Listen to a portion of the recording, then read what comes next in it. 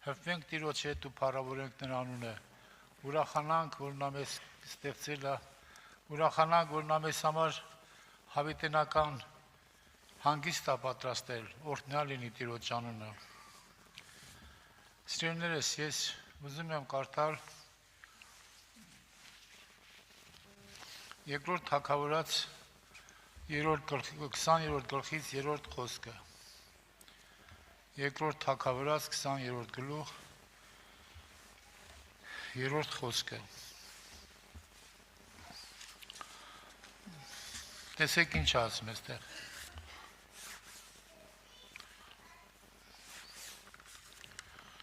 Ուրեմն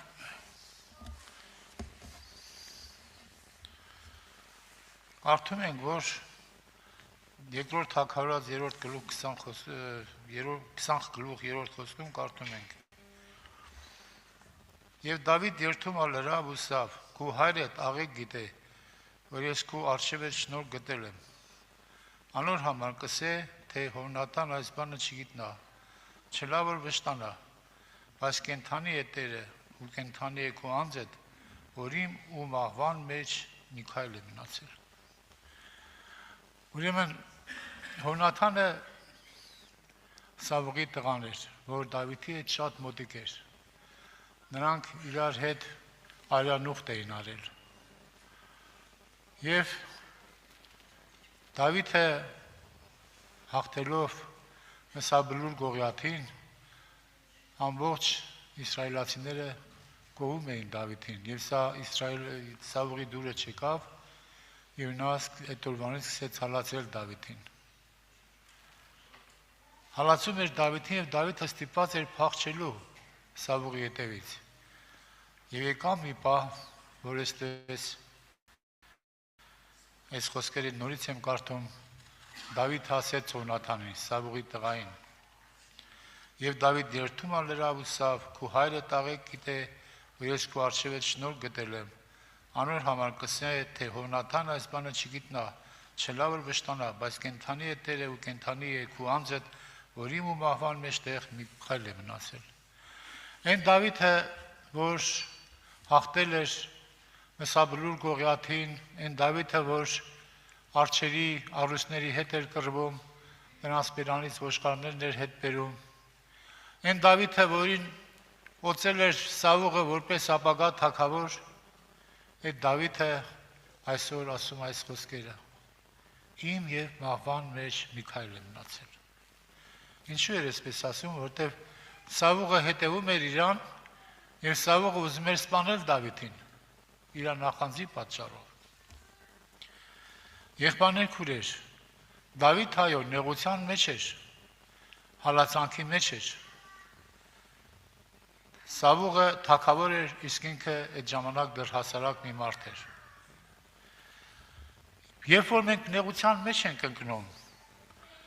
կյանքի դժվար պահերին մեզ այցելում են տարբեր մտքեր, ինչպես Դավիթին այցելեցին։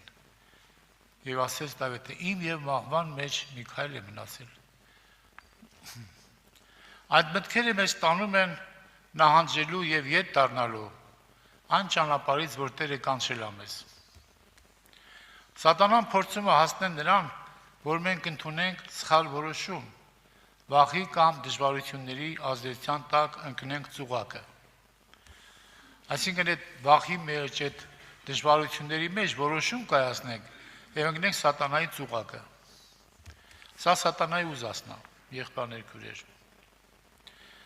Հետարքիր է, սիրելի եղբայրներ քուրեր, երբ որ մենք նայում ենք, ուրեմն սովորաբար այսպեսի բան կա, որ ասում սովորաբար առուծը չի հարձակվում զոհի վրա։ Նա բարձր մռնչում է եւ խրտնացնում է հոտը։ Վախեցած կենդանիները ետ են շրջվում ու փախչում իրական վտանգի ուղղությամբ։ Գնում են դեպի վտանգը։ Առուսները հոտից ջոկում են թույլերին եւ բռնում են ու հոշոտում են։ Սիրելիներ, մենք պետք է վախի կամ այլ օրինակ գրգռված վիճակում կամ սնապարզ վիճակում որևէ որոշում չկայացնենք։ Այդ դեպքում մենք ընկնենք սատանայի ծուղակը։ Ֆիլիպեցիս 2:3-ում ասում է հետևյալ խոսքերը։ Ֆիլիպեցիս 2:3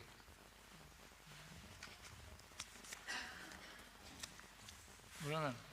բանը գրգռությունով կամ սնապարտությունով մի ինեք, հապա խոնարհությունով մեկ ձեր անձեն լավ սեպեցեք։ Բանը գրգռությունով կամ սնապարտությունով մի ինեք,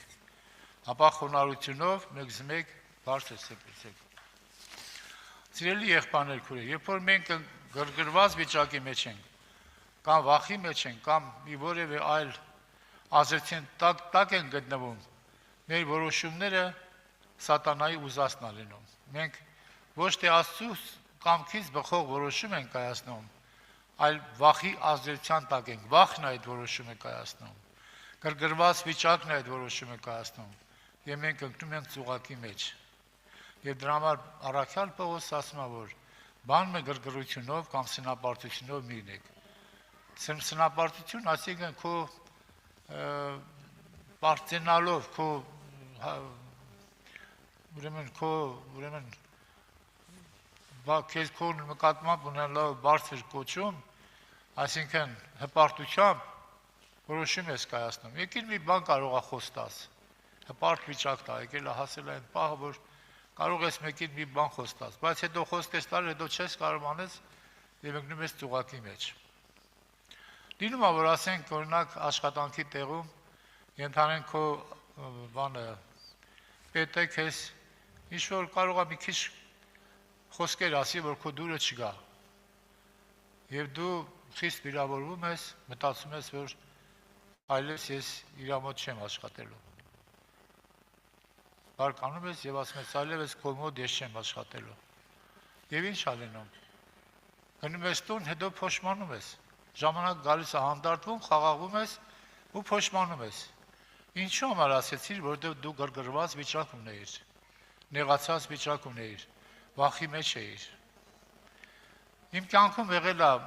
մի անգամ, շատ դեպքեր եղել, բայց մի անգամ ես պատմեմ։ Ուրեմն ես աշխատում էի բանում այդ մի հիմնարկում, եւ այդ հիմնարկում սովետի ժամանակ էր, բաժին կար մի հատ, որ ուսումնասիրում էր ասենք ատոմային ռումբը որոգնի, ինչ հետևանքներ կլինի։ Դրա իմիտացիաներն էր։ Ես էլ որպես մաթեմատիկ այդ ալգորիթմներն էի փորձում մշակել, բայց մեր ղեկավարը մի հատ վայրենի մարդ էր։ Այդ վայրենին այնքան բան էր, որ այնքան կոպիտ ասած ժողովրդական խոսքով ասած քթի մազ էր։ Ամեն ինչի վրա խոսում էր։ Անգամ բացատրում էր, թե գդալը ոնց պետք է բռնել, որ հաց ուտես։ Վերջը այդ մարդու մոտ մեր բաժնում ինչքան մարդ կային ազատվեցին։ Ոչ մեկը չմնաց իր ձեռը, մնացի մենակ ես։ Մի օր էլի ինձ էլ ջղայնացրեց, շատ ջղայնացրեց, ես էլ ասեց, չէ այ մարդ, ես էլ պետք է ազատվեմ։ Դիմումս իրիկուն էր, դիմումը նստեցի, գրեցի, գեներալի դիրեկտոր, այն ժամանակ կար Գրիգորյան էր։ Գրիգորյանին դիմում գրեցի, որ ազատվեմ աշխատանքից, գնամ ուրիշ տեղ աշխատեմ։ Դիմումը ձեռքիս իրիկուններ արդեն համարյա ժողովուրդը սկսել էր գնալ, ես սկսեցի աստիճաններով իջնել, դուտակաձև աստիճաններ էին։ Այդ բանը Կոմիտասի 4 հատի բարձր հարկ շենքեր կան, գիտեք, չէ, որ Կոմիտասի շուկայից մի փոքր դեպի շուկայից մի փոքր դեպի Բերգելան, մի 100 մետր հետո, այդտեղ դրանցից մեկում էի աշխատում։ Հիմա 5-րդ հարկում էր մեր աշխատասենյակը, երբ որ ես սկսեցի իջնել, այդ բանը դրեցի գրպանս ու այդ աստիճանների վրա հանկարծ միտք եկավ, որ բարկացած ժամանակ գրգռված վիճակում որոշում մի կայացրու։ Ես որոշում էի կայացրել, որ պետք է ազատվեմ աշխատանքից, բայց այդ միտքը, որ եկավ, Աստծո խոսքը, որ եկավ իմ դեմը, ես կանգ առա։ Հիմա կանգնել եմ այդ աստիճանների վրա, հիմա չգիտեմ, իջնեմ ներքև, մի ոտս ուզում այշնի, որ շուտ գնամ այդ մարդուց ազատվեմ, բայց մյուս ոտս չի ուզում, ուզում բարձրանա նորից այդ իր տեղը։ Հիմա ասես կանգնել մտածում եմ, ինչ անեմ։ Վերջը ինքս ինձ մեջ ասեցի, դե հիմա կարամ առավոտներ գամ դիմում գրեմ։ Հիմա սպասի Աստծո խոսքը պահեմ, այս վիճակից ես մի քիչ թեթևանամ, այսին վիճակից ազատվեմ, հետո որոշում կայացնեմ։ Նորից բարձրացա իմ տեղը, սենյակը, ուրեմն թուղթը նամակ բան այդ դիմումը դրեցի իմ դարակի մեջ ու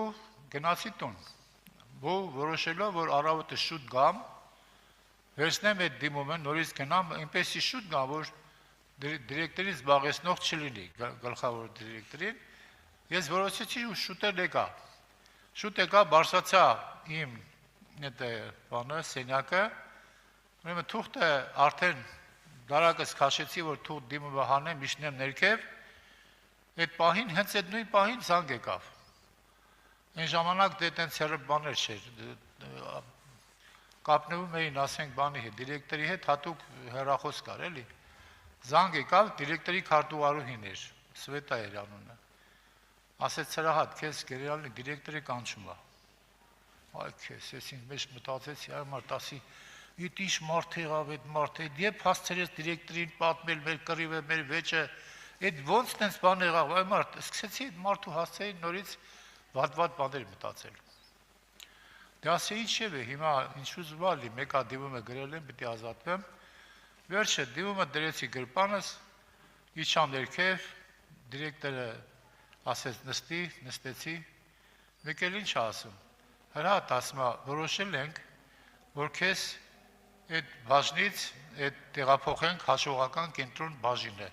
համաձայն ես, աշխատավարձդ կավելացնենք, պաշտոնտե կբարձրացնենք։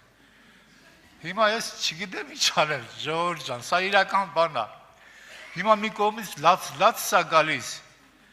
մյուս կողմից ուրախանում եմ, հազիվ մի կերպ լացես պահել եմ, մի կերպ պահել եմ լացես ու ասեցի համաձայն եմ ընկեր Գրիգորյան։ Վերջը, նորից բարձրացա վերև, դուռը փակել եմ իմ սենյակի, ծունկի եմ եկի աղոթում եմ, մի լավ լացեցի, փառքես Տեր ասեցի, Էսի ծևի ասված ես դու, դեր չասած կատարում ես։ Եղբայրներ քուրեր, այո, երբ որ դու ապավինում ես Տիրոջը, երբ որ դու ինչպես եղբայրը ասեց, որ հավատում ես նրա խոստումին, ապավինում ես Տիրոջը, Տերը անպայման քո աղոթքդ լսում է։ Հնարավոր չի, որ նա չլսի։ Երբեմն Տերը մեզ թույլ է տալիս, որ մենք ընկնենք այդ վիճակների մեջ, ընկնենք այդ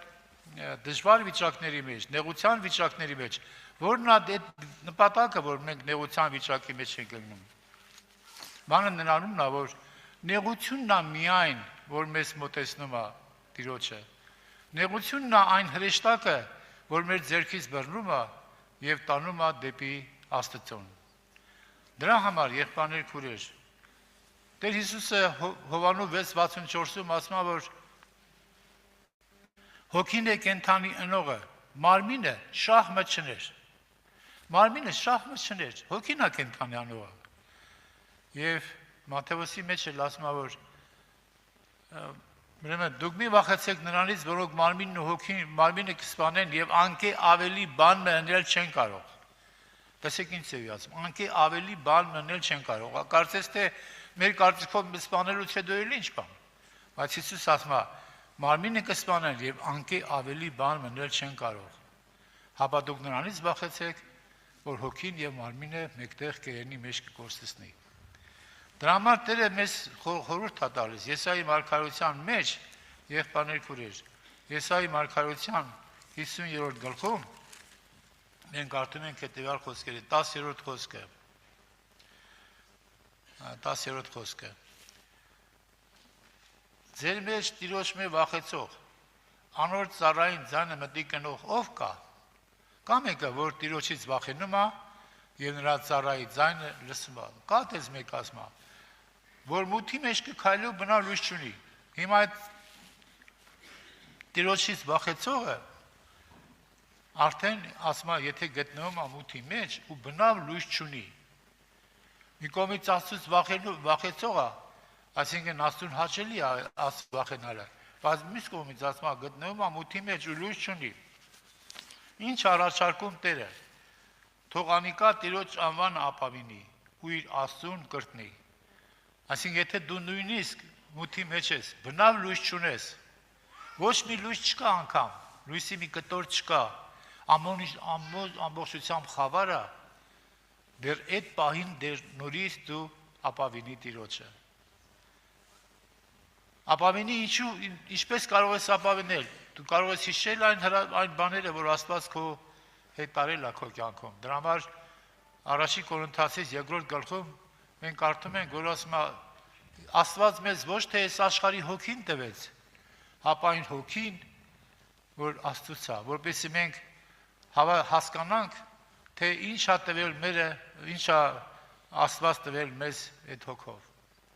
Ոչ թե աշխարհի հոգին ունենք, հապա այն հոգին, որ Աստված է մեզի տվել։ Եվ շարունակության մեջ 11 համարում ասում է. ահա դուք, որ ամենը կրակ կվառեք ու կայծերով կշրջապատվիք, ձեր կրակի լույսով ու ձեր վառած կայծերուն մեջ քայլեցեք, ասիկա ձեզ իմ ձեռքից պիտի լա, դուք տրտմությամբ պիտի պարկեք։ Հիմա, եթե դու լույս չունես ու Տիրոջը չես ապավինում, դու սկսում ես կոպիտ ասած կրակներ վառել, այսինքն քո մարմնավոր կրակներ ես վառում, կրակով ես քեզ շրջապատում, կրակի լույսով ես ուզում քեզ, կրակի լույսն ես ուզում քեզ լուսավորի, եւ ասում ձեր վառած կայծերուն մեջ քայլեցեք, ասիկա ձեզ իմ ձեռքից պիտի լա, դուք տրտմությամբ պիտի պարկեք։ Ուրեմն դուք մի ապավինիք ուրիշ բաներին, դուք մի ապավինիք ձեր լույսին, ձեր կրակի լույսին, ձեր մարմնավոր լույսին մի ապավինեք, ապավինեք Տիրոջը։ Ուրեմն ինչ էլ ուզում է մեր կյանքում լինի, ճիշտ է, ես դժվար բան եմ ասում։ Ես չեմ ասում, որ մենք բոլորս ինձանից սկսած կարող ենք այդ նեղության, դժվարության մեջ ասենք ապավինել Տիրոջը։ Բայց ինչ անշանում ապավինել Տիրոջը։ Ապավինոսենք, ասենք դու հիվանդ ես։ Ծանր հիվանդություն կա քո վրա։ Ապավինել Տիրոջը դա չի նշանակում ապավինես, որ Տերը անպայման քեզ այդ հիվանդությունից պիտի բժշկի։ Ապավինել Տիրոջը դա նշանակում է, որ դու հավատում ես, որ բժշկի էլ, չբժշկի էլ, միևնույնն է, ինքը քեզ սիրում է եւ ինքը քո համար սքանչելի մի ապագա է պատրաստել։ Պատրաստել է մի քաղաք, որը հիմներով հաստատված է եւ որի ճարտարապետը մեր Տեր Հիսուս Քրիստոսն է։ Եվ մենք սպասում ենք այդ հիմներով հաստատված քաղաքին, ասենք փառք Տիրոջը։ Ուրեմն ժողովուրդ ջան, եթե հիմա վախի մեջ կլեք, դժվարության մեջ կլեք, գրգռված վիճակի մեջ կլեք, նեղացված վիճակի մեջ կլեք, մի խոսքով հոգևոր հավասարակշռության մեջ չլինեք, այդ ժամանակ որոշում մի կայացրեք, անմիջապես մի կայացրեք, սպասեք խաղաղվեք, հանդարտվեք, նոր որոշում կայացրեք։ Եթե Դավիթը այդպես էր, անգամ Դավիթին Աստված օծել էր, որպես թագավոր Սամուելի միջոցով, բայց Դավիթը եկավ այդ վիճակի մեջ։ Բայց մենք այս բաները գրված է, որ մենք սովորենք դրանցից, ժողովուրդ ջան, որ մենք հասկանանք եւ հոգեոր աճ ունենանք եւ ասենք բարով եկար սիրելի նեղություն, դու մի հրեշտակի պես ես, որ եկար, որ իմ ձեռքից բռնես եւ տանես երկնքի Աստծուն, որ ստեղծել է այս ամենը, երկինքն ու երկիրը, ծովն ու ցամաքը եւ ամեն ինչ որ նրա մեջ բնակվող է։ Թող Տիրոջ անունը փառաբանվի։